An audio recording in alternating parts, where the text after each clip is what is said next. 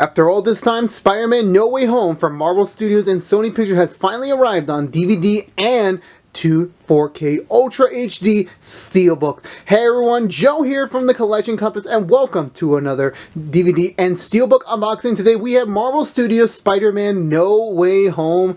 Oh man, it's a little bittersweet. This is the end of the road. You know, the marketing's over. The film has now been out for months now. There was the digital release last month. Now it's the home media side of things. This is kind of like it for the movie. The movie's done. Everything about this movie's out already. Well, we'll talk more about one aspect of it in a bit. But it's amazing. It's spectacular that it's finally here. It's finally in my hands. It's finally a movie I could just rewatch whenever I want. But the unfortunate part is that I remember the hype going into this movie, all the rumors, all the speculations, everything going into it, and the fact that the movie's now over, it's been out for months now. We've witnessed the craziness that Marvel could truly do with the aspect of the multiverse breaking open, and the fact that this was only like one piece of the puzzle. Like, remember, this was the first true multiverse property for Marvel Studios. And yeah, I know WandaVision was a setup, Loki kind of experimented with, but this was the first time we actually got to play around with the idea of tapping into the past, whether that is the known returning villains or the secret returning... I'm being very vague, so like if anyone has somehow not seen No Way Home, you're crazy. But yeah, go check out No Way Home right now. It's now on digital, it's on DVD, it's on Steelbook.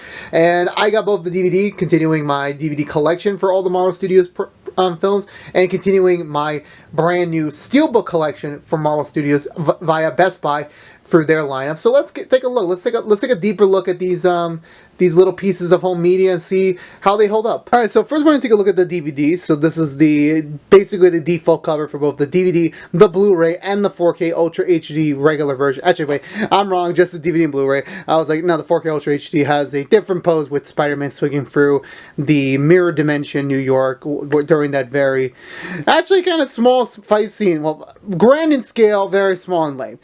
So this was just basically one of the main poses, because the marketing for No Way Home was very late, because they really did not want to spoil much from the movie. So the later they went, the less they could reveal. So this was kind of like just the default promotional photo, which just was Iron Spider with Doctor Strange with the portal, and then the mirror dimension in the background.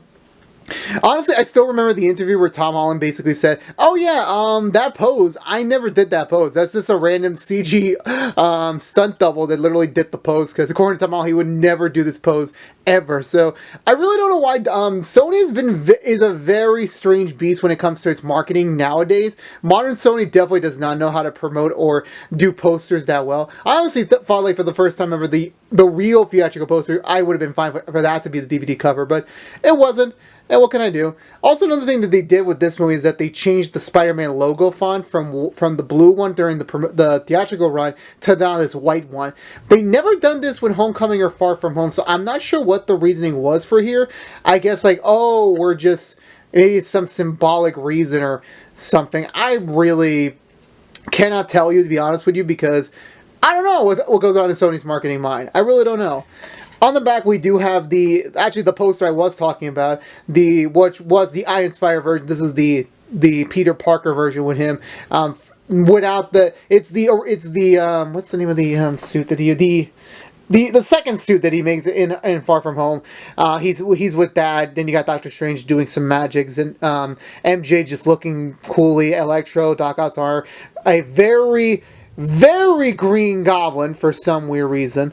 And the DVD does include two special features: a Spectacular Spider Journey with Tom Holland only, and Graduation Day, which is probably just talking about how this completes the home trilogy, hopefully the first trilogy with Tom Holland, and that this basically wraps up the high school portion of Tom Holland's Peter Parker, moving forward in the MCU whenever Spider-Man 4 and its subsequent entries do come out. And here we have, and I almost forgot to flip the code, so I was like, damn it. This is the Sony standard of, like, you know, they use a different type of steel disc for their disc, and then you see the Spider-Man logo font there. So, and there you go. In terms of DVDs, like, again, it's traditional standard fare nowadays. Nothing too special, nothing too crazy to say. It's just, I'm actually happy we actually got a couple special features, which I think is more than what other movies would get nowadays. So I'll give Sony credit that. I'll give them that.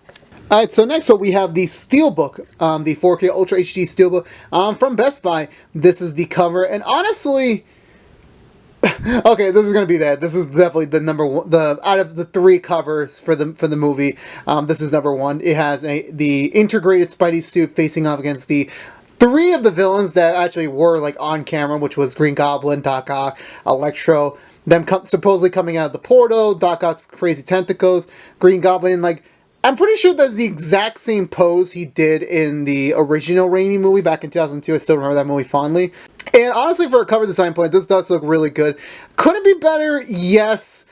I do understand this was released. This cover art was released before the movie came out, so I was thinking have the 3 the 3 Spider-Men in there, but like, yeah, that would have been spoilers, honestly. And also another thing is that material-wise, this feels a little different from the other ones, where the other ones kind of feel like a very smooth metal. This has some texture to it. It's not like you can feel the environment or anything, but like it has a certain like it feels differently from the other Steelbooks. So that's a nice touch for it, or it could just be like it's the fresh one. The side profile, which this one does, this one actually does still keep the blue logo, unlike the DVD and Blu-ray versions.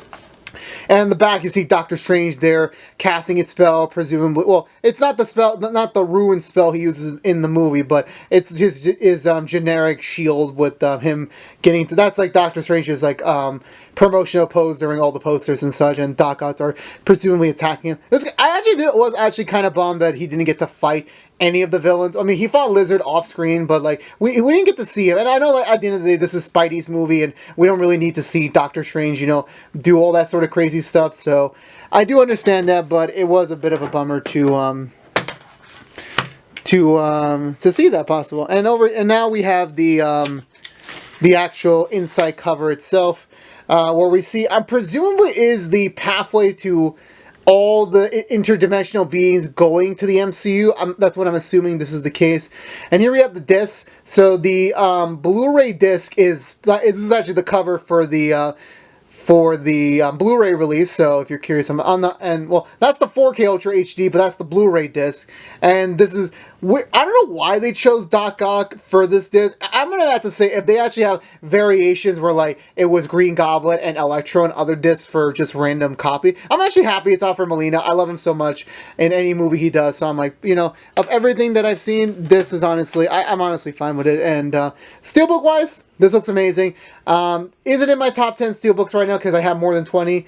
Still debatable. I think the mono still have a beat, but in terms of the creative design, this does definitely take the case. So I will give Sony credit for giving us some great Steelbook designs. I'll give them credit on that. Here's the specs is coming through, and we can't stop it, but it says George can, but however, he still refuses not to. Now, finally looking back, sitting down, you know, Spider-Man No Way Home is very special to me now, looking back at where things were in December, that I knew this movie was going to be great from the standpoint of just seeing my own childhood. This definitely, Endgame was the culmination of the last decade of my life, seeing these movies, the interconnectivity of all the storylines, all these characters, the directors, the creative forces that made all this entirely possible.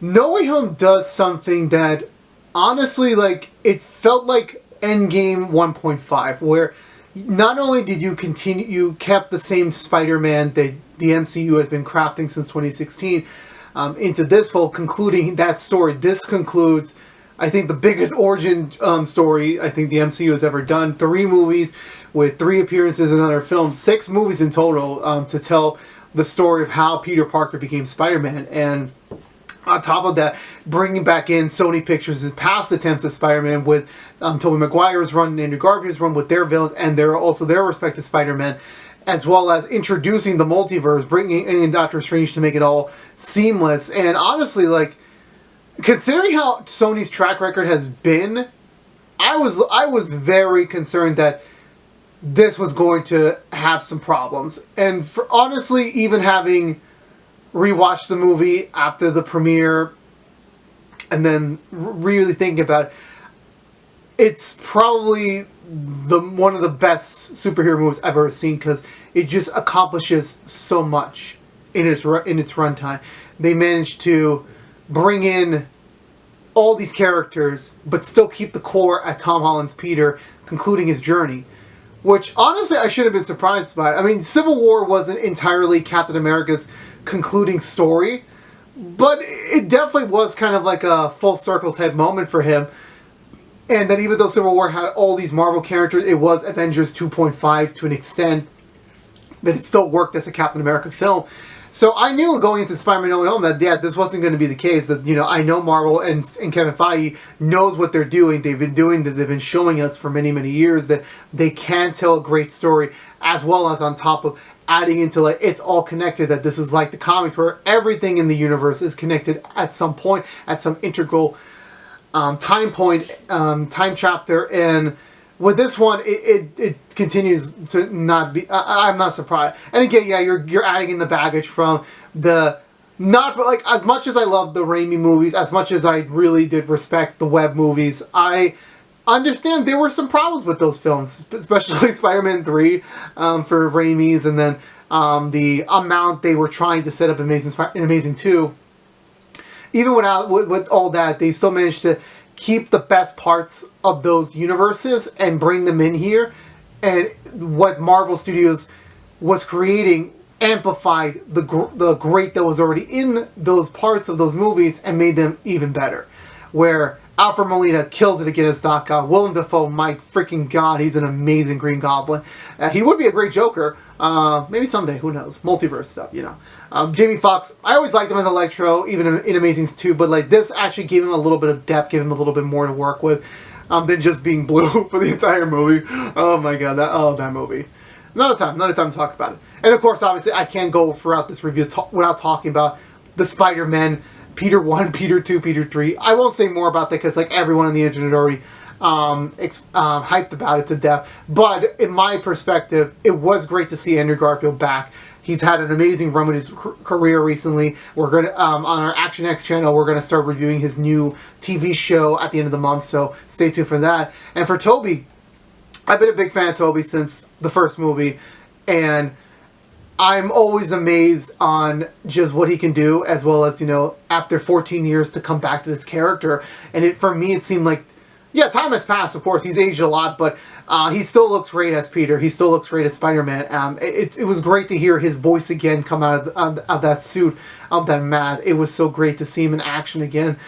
And honestly, it culminated, like, let's say, I know there's been trends and there's been activity around the interwebs to get Spider-Man 4 and Amazing Spider-Man 3 to be made. Will those ever happen? Who knows? I never even thought this movie was going to happen. Like, if you were to tell me in like 2016 that this would be the cover for a Spider-Man movie, I would honestly say this is the best fan art I've ever seen. You deserve credit. The fact this isn't an official movie, that there's 2.5 hours of actual footage behind this image, is crazy. And that this fulfills so much of my expectations as a Spider-Man fan. Oh my god, I would have never believed you. But here we are, after the fact, you know, and it's crazy. It really is. I'm still stunned to believe it. But regardless if we never get a Spider-Man 4, if we never get to see Tobey Spider-Man again, this definitely felt like a closure for me. That I got to see him one more time, knowing that he's putting his all into could be his potential final time as a role proper. Whereas when Spider-Man 3 wrapped up, even though there was a sense of fidelity and like that could have been a very okay point to end, I knew that wasn't our way of saying goodbye to that character and that iteration. And I was very thankful that now that we're into this multiverse saga that Marvel's creating, that we can get these characters to come back. Whether that is me for Sam Raimi's Spider-Man, maybe, who knows, even the Fantastic Four, or the Fox X-Men, who knows what next. Yeah, Doctor Strange 2 is coming out next month, so who knows what the hell we're going to see in that movie. But for now, this does everything perfectly. This is by far one of my favorite movies of all time. It is the best Spider-Man movie, in my opinion, topping Spider-Man 2 finally after so many years. And honestly, I haven't watched the movie again when I got this. I wanted to wait till this review was done, and as a little treat to myself, enjoy the film in my house in its entirety and see how it goes. So I'm excited to get to that. I have some other stuff to do, sadly, because this is the way my life works. But I can't wait to pop this in and rewatch this movie again and see how it holds up 4 months later. But yeah, so I think, yeah, so right now you can get Spider-Man Home in Target and Best Buy. The Target one, well, the DVD one's available at Target, Best Buy, and any retailers that sell DVDs still. You can get the Best Buy Steelbook only exclusively on Best Buy. Check if they're still available. I know certain parts have sadly shut down, so in terms of pre-orders, so otherwise eBay is gonna have to be your only bet. So let me know. This at Target was $17.99 because it was on a brief sale, so go check that out right now if you're still watching this the week of release. The No Way Home Steelbook launch price was $34.99. Well, I had to pay shipping and handling because they didn't do store pickup, which definitely did suck. But there you go. Let me know in the comments below what did you think of Spider-Man No Way Home. Did you pick up these? Which edition did you get? Let me know down below. And yeah, I think that's going to do it for me today, everyone. So if you're unaware of, this has been the Collection Compass unboxing Spider-Man No Way Home on DVD and Steelbook. So go buy them, go check them out. Send us pictures if you want to. Send us your collection. And yeah, so for Marvel Studios stuff, we'll be back next time around for Doctor Strange in the Multiverse of Madness, probably around the end of summer. So see that. I can't wait to see what that Steelbook's going to look like. Oh man, that's going to probably look amazing.